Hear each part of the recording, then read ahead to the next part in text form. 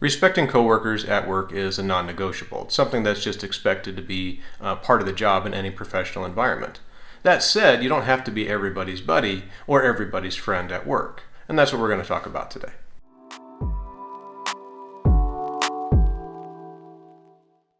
Hey everybody, welcome back to Career Compass Media. Be sure to take a second, hit that like button, and subscribe to the channel. So I want to talk with you about the reality of being a coworker versus a friend in any organization, whether it's a small business or whether it's a large business or a large organization. There are non-negotiables that you as an employee, if someone's going to take the time and employ you and offer you finances so you can have a livelihood, there are just some expectations that every professional should abide by. Beyond that, though, you shouldn't feel obligated to build, very in-depth relationships or friendships or those types of things. And so that's what I want to clarify here for people today. So first, the non-negotiable. From a professional standpoint, every employer, if they're going to hire you and going to put you in front of clients or coworkers and really have you in a place of business, the one thing that you should come to the workplace with as a non-negotiable is the mindset that you need to show respect to everybody. And respect, obviously, it's doesn't mean it has to be militant where everyone's yes sir, no sir. But if people are in need of service, you provide those services. You do it as pleasantly as possible. You do it as professionally as possible.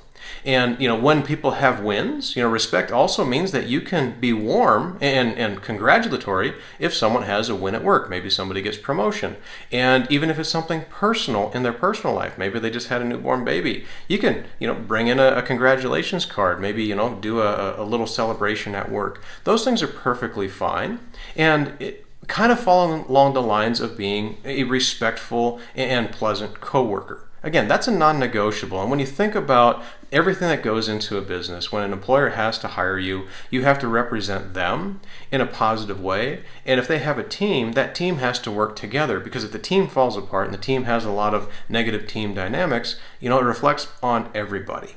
So at a minimum, when it comes to relationships at work, respect, it's a non-negotiable.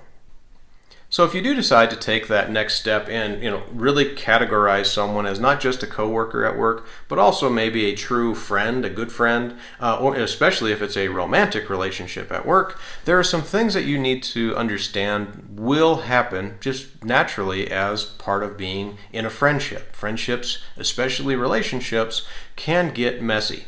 And what I mean by that is if you stop and think about, you're working with one of your best friends or someone you consider your best friend at work, and you're working on a team project together. And your best buddy missed a step on part of the project, which, if it comes to light, the entire project might go down the toilet, and you find the issue. And because you have that added level of a relationship with this person, maybe you went to his daughter's wedding or whatever it might be. You have birthday parties together for your kids. Maybe you go to the football games together. Whatever it might be, that added attachment can really significantly impact your professional judgment on what you should do. If it's someone that you know at work, maybe someone that you respect but don't really know very well, you're much more likely to go and bring this issue to light and get it corrected. Whereas if you're in a friendship with someone, you might say, hey, I'll keep it on the down low. Don't worry about it. We'll just keep it quiet, and no one finds out about it. We're all good. And that can oftentimes kill your career by simply covering for someone else. So I'm not one of these people that's going to say, you should never make friends at work. I'm not one of these people that will say, romantic relationships will never happen at work. It's just the nature of being social beings, right? The thing I want you to be aware of, though, is your level of objectivity. You have to find a way to protect that at work, because if you don't, it can lead to a whole lot of long-term ramifications for your career longevity at that business. So you might be thinking now, what's a way that I can protect myself? And thankfully, a lot of businesses, have dealt with this sort of thing on a regular basis. When you think of, especially if you've ever worked in a small town, I actually grew up in a lot of smaller towns where, you might have a father and a son or a husband and a wife, working together for the same company. Again, it's not uncommon for people to have relationships with each other, especially in small towns that are, outside of just work.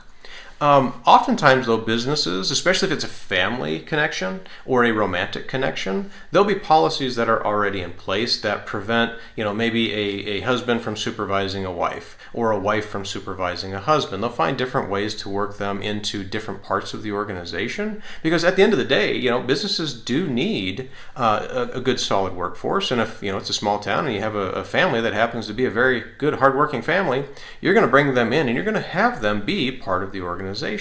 And same thing with friendships. A lot of times companies will have these referral programs. And if you know someone, you trust them, you bring them in, that's a great thing. But oftentimes with those referral programs, the person who referred them internally in the company and said, yeah, I know this person, they're my friend, they're my buddy, I think they'd be a great addition to the program or to the company, they won't allow the friend to supervise the friend that they recommended. And so oftentimes there are those kind of safeguards in place. If you're working for a smaller company, though, they may not have the resources to put those types of policies in place. They might be going through growing pains and not ever had to experience that. And so when those types of things happen to protect your career longevity and your objectivity, it might be good for you, especially if referral programs are great. And again, it's not that you can't bring in a loved one or a relative to come work for the company if it's a great company. But it would be a good bit of advice and a good thing for you to consider is how can I keep my professional distance? If this person happens to come on the job and they come in, what are the things that I need to do? What are the boundaries that I need to set to not only protect yourself and your career longevity and really the name that you've built for yourself? Maybe you've been at the company for 3-4 years and worked really hard and started moving up the ladder. The last thing you want to do is fall off the ladder because you're always covering for your friend. And on the flip side, you also want to set that boundary so your friend can build a name for themselves, right? You don't want them always relying on you. It's like, oh, well, I'm so-and-so's friend. They're the ones that got me the job. They'll vouch for me and all that kind of stuff. They need to build their own credibility. And so really taking the time at the start or when you see a potential conflict before an issue happens, it's always good to bring it up to your supervisor, bring it up to your manager and say, hey, maybe I started dating someone at work or, maybe I'm in a relationship and we decided to get married and we're going to take the next step. Whatever it might be, those life changes are fantastic. There's nothing wrong with that. What could get you into a bind, though, is if you don't take the time to set those good professional boundaries, because the reality is if you spend 4, 5, 6 years building yourself as someone that has high integrity, very credible, very good at your job, you can lose all of that work in an instant by just covering for someone because you care about them beyond what you would care for another coworker. Something to be very, very cautious of as you build your career is make sure you understand that professional boundaries get blurred when you move past simply being coworker relationships and going into romantic or good friend relationships at work. Hopefully you found this content helpful. Be sure to hit that like button and subscribe. And as always, leave me a comment in the comment section. If there's something that you'd like me to build some content around and talk about, I'd be more than happy to do that. Take care.